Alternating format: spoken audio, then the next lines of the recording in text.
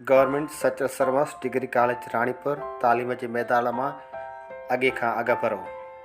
अचो त ॾिसूं इन जे कामयाबियुनि पोयां कहिड़ा सीक्रेट्स आहिनि, कहिड़ा गुज आहिनि जो हू ॿियनि कॉलेजनि जे भेट में वधीक डॉक्टर्स ऐं इंजीनियर पैदा करे थो।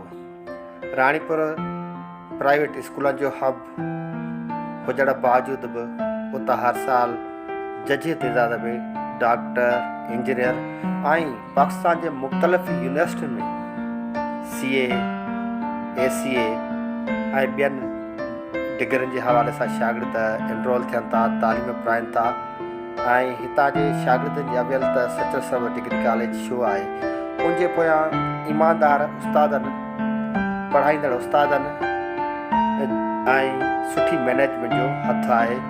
हू वक़्त बे वक़्तु शागिर्दनि खे पढ़ाइण सां गॾु उन्हनि जी टेस्ट वठी उन्हनि खे कामयाबी जा गुर सेखारींदा रहनि था, उनजी मोटिवेशनल तरबियत कनि था ऐं उन्हनि खे लाइन ऑफ एक्शन खां आगाह कनि था।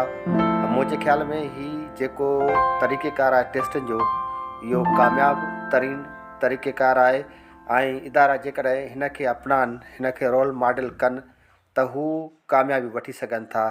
रुगो पढ़ाइणु सभु कुझु न आहे, पढ़ण खां पोइ उनजे रिज़ल्ट खे ॾिसणु इंतिहाई ज़रूरी आहे। उन हवाले सां सचल सर्वस डिग्री कॉलेज वक़्तु वक़्तु उस्ताद शागिर्द खां टेस्टियूं वठंदा आहिनि ऐं शागिर्द बि पंहिंजी ज़िम्मेवारीअ जो सबूत ॾींदा आहिनि ऐं टेस्टनि में बाक़ाइदे सां शिरकत कंदा आहिनि ऐं रिज़ल्ट ॾींदा आहिनि ऐं यकीनन इहो सीक्रेट सभु कॉलेज अपनाइनि त हू government Sachal Sarmast degree college जो मुक़ाबिलो करे सघनि था।